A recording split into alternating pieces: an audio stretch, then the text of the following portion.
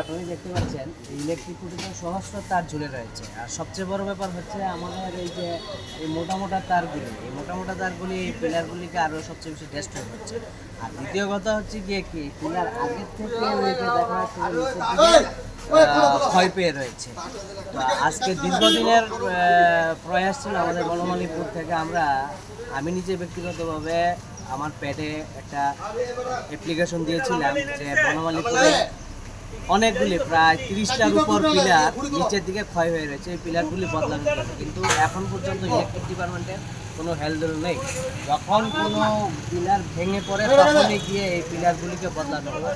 তো অতএব আমার একটাই প্রশ্ন, যদি এই পিলার দিনে দুপুরবেলায় যদি কারেন্ট থাকাকালীন এই এলটি তার এসটি তার কারেন্ট থাকাকালীনই যদি এই পিলারটা ভেঙে পড়তে হয়, তাহলে পথচলতি মানুষ হাজারো লোক এই রাস্তা দিয়ে চলাচল করে, তখন এই রাস্তার মানুষগুলিরই কিন্তু ক্ষয়ক্ষতি হয়।